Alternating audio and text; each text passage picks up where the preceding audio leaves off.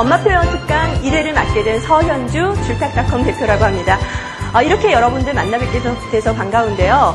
오늘 제가 여러분들하고 함께 나눌 이야기는 아이의 미래를 결정하는 영어교육 마스터 플랜. 뭔가 좀 거창한 얘기 같죠? 아마 지금 여기 앉아 계신 분들 한 분 한 분 다 내 아이의 장래를 어떻게 책임지고 또 미래를 계획할 것인가에 대한 그 고민을 안고 계신 어머님들이실 텐데요. 오늘 저와 함께 그렇게 말도 많고 참 탈도 많고 이렇게 고민도 많은 영어 교육에 대해서 어떻게 구체적인 계획을 세울 것인지에 대해서 얘기를 함께 나눠보도록 하겠습니다. 자, 먼저 제가 이걸 시작하기 전에 여러분들한테 여쭤보고 싶어요. 자, 영어 교육 마스터 플랜이라고 했고 또 내 아이를 둔 그죠? 어머님들이 여기 앉아 계시는데 사실 요즘 뭐 유아 영어, 초등 영어 굉장히 고민들이 많으세요. 지금 대한민국 학부모라면 영어 교육 때문에 한 번쯤 고민 안 하신 분들이 없으실 텐데 다들 마찬가지시죠. 그죠? 네, 그렇다면은 영어를 잘하는 아이로 키우고 싶다는 그런 소망들은 다들 가지고 계실 겁니다. 그런데요, 우리 한 가지 짚고 넘어가야 될 부분이 있습니다. 영어를 잘한다. 영어를 잘한다의 기준이 어디까지인지 다들 한번 생각해 보셨나요? 자, 영어를 잘한다. 어떻게 보면은 뭐 굉장히 유창하게 막 외국인들 만나도 전혀 또 떨림 없고 두려움 없이 유창하게 얘기하는 게 그 정도면 잘하는 거야 라고 생각하시는 분들도 있고요. 아니면은 두꺼운 원서도 그죠? 그냥 아주 두려움 없이 읽어내고 또 라이팅도 잘하고 서신도 마음대로 교환하고 그 정도를 영어를 잘하는 거야 라고 생각할 수도 있고요. 그죠? 아니면 그냥 외화를 듣고 보고 즐기는데 무리가 없는 정도도 나는 만족한다. 여러 가지 그 기준이 있으실 텐데요. 저는 어머님들이 내 아이가 요 정도까지만이라도 적어도 유아 초등 때는 요 정도까지만이라도 갔으면 좋겠다라고 생각하는 그 기준을 먼저 여쭤보고 싶습니다. 자, 첫 번째가 영어와 친한 아이. 그리고 두 번째가 영어 성적이 잘 나오는 아이. 약간 그거 똑같은 얘기 아니에요 라고 물으시지만은 사실은 좀 다릅니다. 그 세 번째가 세계인으로서 글로벌한 그 세계인으로서 영어를 구사하는 아이. 이렇게 어머님들마다 혹은 또 우리 사회에서 이 요구하는 목표에 따라 영어를 잘한다는 기준이 다 다릅니다. 그래서 여쭤볼게요. 자, 첫 번째는 영어와 친한 아이예요. 외국인하고 만나서 별로 무서워하지 않고 여러분들은 어떠세요? 그 길거리에서 외국인들 보시면은 저도 사실 좀 이렇게 떨려요. 말 시키면 어떡하지? 그죠?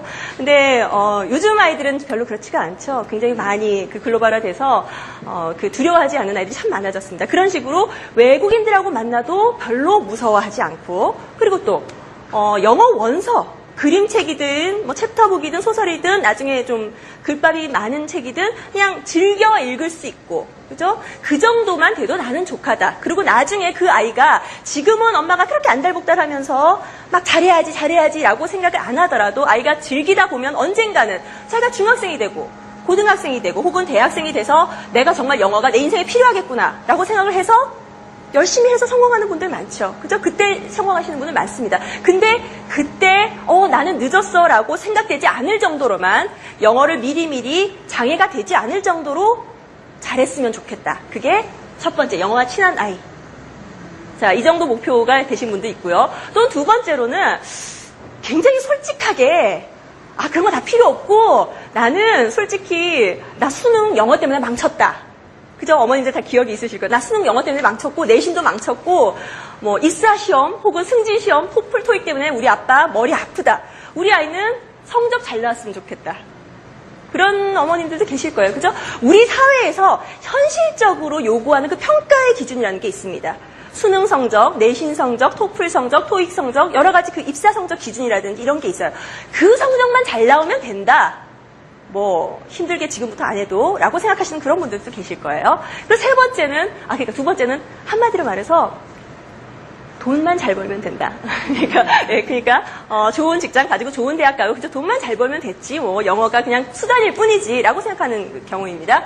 세 번째는 세계인으로서 영어를 구사하는 아이. 그러니까 원어민과 거의 비슷한 수준으로 그러니까 자라면서 세계를 모델로 앞으로 이 아이가 뭐 대학교를 외국을 가든 대학원을 외국을 가든 세계를 모델로 유엔을 진출을 할 수도 있고요. 다국적 기업에 입사를 할 수도 있고요. 뭐 국제 변호사가 될 수도 있고요. 그러니까 원어민과 의사소통하는 데 있어서 그리고 학문적인 그런 능력을 펼치는 데 있어서 전혀 문제가 없는 아이로 나는 미리미리 키워주고 싶다. 그런 분까지 세 가지 목표가 있습니다. 자, 여러분들 머릿속에 생각하셨나요? 이 정도 아마 이 셋 중에 하나는 다 생각하고 오셨을 거예요. 그죠? 자, 그래서 여쭤보겠습니다. 나는 1번이다. 우리 아이가 영어와 친해지기만 해도 좋겠다. 1번. 네. 목표도 높게 가지시는 게 좋은데요. 자, 2번. 나는 솔직하게 2번이다. 2번. 예. 한번. 작가분이 그렇게 손을 드시면 안 되시죠? 2번. 어머님들은 안 계세요? 가끔 2번도 많이 나오는데, 나 솔직하게 까놓고 말해서 2번이다라고 하시는 분들도 가끔 계십니다. 그럼 3번! 목표를 높게 가지자. 아이비리그 못 가라는 법이 어딨어요. 그죠? 우리 세대보다 우리 아이들 세대는 아이비리그도 이제 많이 갑니다. 네, 솔직하시게. 그죠? 자, 이렇게 여러 가지 그 목표에 따라서 사실 우리가 아이들한테 영어를 어떻게 접해줘야 할 것인가는 얘기가 많이 달라집니다. 1번 같은 경우는 주로 이제 유아와 초등 저학년 시기에, 그죠? 어머님들이 많이 생각을 하고 계신 부분인데요. 지금 좀 일찍 시작할 수도 있어요. 혹은 늦게 시작할 수도 있지만은 일찍 시작해서 천천히 가는 방법이 바로 이 1번에 해당되는 그런 부분이라고 보실 수 있습니다. 그러니까 평가에 연연하지 않고요. 또 아웃풋이라고 하죠, 우리가. 그죠? 엄마가 많이 들려주고 많이 보여주고 했으니까 아이가 말도 잘 나왔으면 좋겠고 막 쓰기도 나왔으면 좋겠고 그걸 아웃풋이라고 하는데, 아웃풋이 좀 늦게 나오면 어때? 아이들마다 다 다르잖아요. 100을 가르쳐줘도 그죠? 1000이 나오는 애들이 있고 10도 안 나오는 애들도 있어요. 그렇지만은 그런 거 다 연연하지 않고 천천히 기다려주는 마음으로 가는 게 바로 첫 번째입니다. 네, 두 번째 같은 경우는 솔직히 말씀드려서 만약에 그냥 우리나라 국내에서, 그죠? 우리 세대처럼 국내에서 영어를 잘해서 성적 잘 받고 좋은 대학 가고 뭐 이 정도로 생각한다면은 지금부터 그렇게 힘들게 하실 필요는 없어요. 그 아이가 초등학생 되고 중학생 되고 내적 동기만 부여된다면 얼마든지 할 수 있는 기회는 있습니다. 예. 그런데요, 한 가지 말씀드릴 거는 2번의 경우요. 이 2번의 경우, 그러니까 천천히 해도 돼라고 느긋하게 생각하시다가 미래는 아무도 예측 못하는 거죠. 그죠? 우리 세대가 아니라 우리 아이들의 세대는 아무도 예측 못합니다. 그때는 이미 해주려고 하면 늦은 시대가 될 수도 있어요. 그때 아이가 원망할 수도 있어요. 엄마, 나 어릴 때 엄마가 왜 영어 신경 안 써줬어? 그럴 수도 있습니다. 그러니까 2번도 여튼 굉장히 고민이 많은 부분이에요. 자, 3번 같은 경우. 자, 3번. 세계인으로서 영어를 구사하는 아이. 거의 원어민 수준으로 대화도 같이 하고요. 책도 원어민들 아이들하고 같은 수준으로 읽는 아이들. 이런 아이들이 분명히 우리나라에는 있죠. 여러분들 그 매스컴을 통해서나 책을 통해서나 아마 그런 그 사례를 많이 봤을 겁니다. 그래서 3번이 현실적으로 우리나라에선 참 힘들긴 합니다. 우리나라는 EFL 상황이라고 해요. EFL이라는 것은 그러니까 외국어로서 영어를 접하는 나라. 예를 들어서 ESL이라는 말을 들어보셨는지 모르겠는데 우유 말고요. 네, ESL은 말레이시아라든지 필리핀이라든지 이런 나라들은 그 영어가 공용화되어 있죠. 그죠? 그런 나라의 그 상황을 ESL이라고 해요. 혹은 우리나라 아이들이요. 영어를 전혀 못하는 우리나라 사람이 미국으로 이민을 갔어요. 그럼 미국에서는 그 이민 온 사람들을 ESL 학습자라고 합니다. 예, 그러니까 그 ESL 학습자들은 영어에 굉장히 많이 노출이 되어 있죠. 그래서 영어를 쉽게 빠르게 배울 수 있는 환경이 조성이 되어 있는데 우리나라는 솔직히 그렇게 되기가 힘듭니다. 그래서 이 3번이라는 목표를 만약에 어머님들이 가지고 있다 그러면은 굳은 결심을 하셔야 됩니다. 네, 보통 어머님들이 아니라 정말로 굳은 결심을 가지고 실천할 수 있는 의지를 가지셔야 됩니다. 자, 그래서 한번 3번 같은 경우 어떤 사례가 있는지 좀 이따가 설명을 드리겠지만은 한 가지 예를 보도록 할게요. 자, 제가 뜬금없이 영어 문제를 하나 가지고 나왔어요. 고등학교 졸업하고 저런 문제는 이제 쳐다보지도 않았는데 뭔 문제야라고 생각하시는 분 한번 같이 읽어보도록 하겠습니다. 자, choose the sentence that is awkward or incorrect in standard English. 무슨 뜻이에요? 아무나 이렇게 자꾸 시켜볼까요? 벌써 이렇게 딱 지문부터 어렵죠. 그러니까 표준 영어에 있어서 awkward, 이상하거나 incorrect, 그 부정확한 표현, 그죠? 이 있는 것을 찾으라는 거예요. 자, 1번이 I'd rather not answer that if you don't mind. 난 거기 대답 안 할래. 너만 상관없다면. 2번 Don't put the blame on him. It's not his fault. 개 탓 아니야. 개를 이렇게 탓하지 마. 이런 뜻이죠. They are just use you for their own ends. 그들은 널 이용했을 뿐이야. 그들의 목적을 위해서. 자, 4번은 It never hurts to have friends in high levels, high places. 그러니까 높은 위치에 있는 친구를 가지는 것은 별로 해가 될 거 없다. 이런 의미고요. You are reading a magazine on your company time. 근무 시간에 잡지를 읽다니. 자, 한번 정답을 말해보세요. 정답이 몇 번? 몇 번? 자, 크게. 3번? 3번. 또 다른 분 없으세요? 3번. 네, 맞습니다. 정답이 3번입니다. 근데 어떤가요? 자, 지금 3번 같은 경우는 이게 수동태로 돼야 되는 게 아니라 어쨌든 they used you. 널 이용했다라고 해야 돼요. 그 비동사가 빠져야 되는 그런 형태인데 문제는 제가 지금 이 문법적인 걸 따지기 위한 것이 아니라 이게 몇 학년 문제일 것 같으세요? 몇 살을 위해서 나온 영어 문제일 것 같으세요? 중2? 중2 혹은 토익 문제도 사실 이 정도 수준으로 나옵니다. 그죠? 토익, 토플, 수능 문제 아닌가? 아니면 중2 문제 아닌가? 아마 이렇게 생각들 하셨을 거예요. 근데 놀랍게도 이 문제는 우리나라의 초등학교 3, 4학년을 위해서 실제로 나온 기출 문제입니다.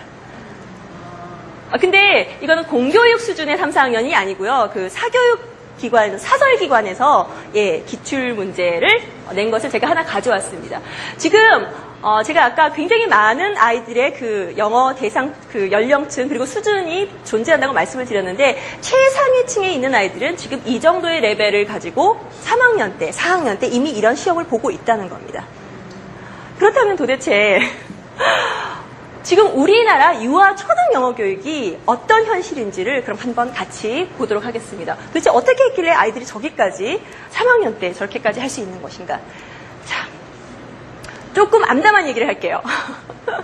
이건 2004년도의 그 자료이기 때문에 지금은 이거보다 훨씬 더 높은 수치를 그 그래프가 훨씬 더 올라갔겠죠. 그렇죠? 가계 교육비 지출 구성 비율입니다. 사교육비 그리고 공교육비, 해외교육비. 자, 공교육비는 어떤가요? 그래프가 눈으로 보이시죠? 이렇게 점점 내려가는 거.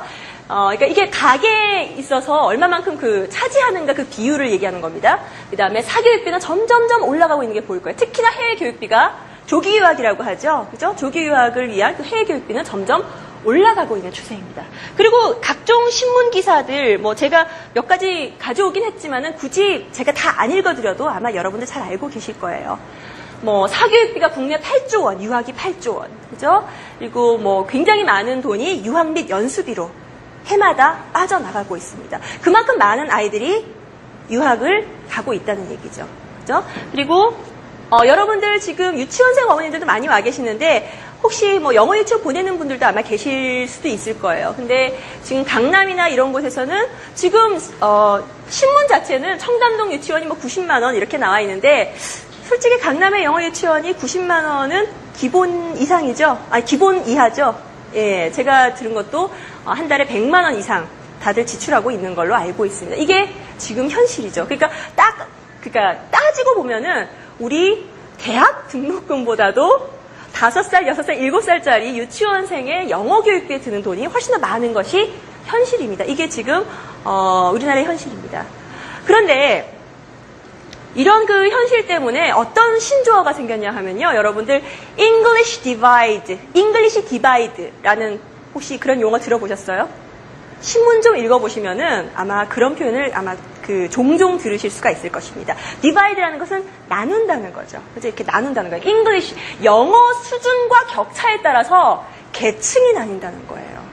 이거 굉장히 심각한 사회 문제로까지 대두되고 있는데요.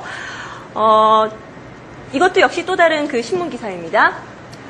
전국의 아이들을 대상으로 영어와 수학을, 그러니까 5개 과목을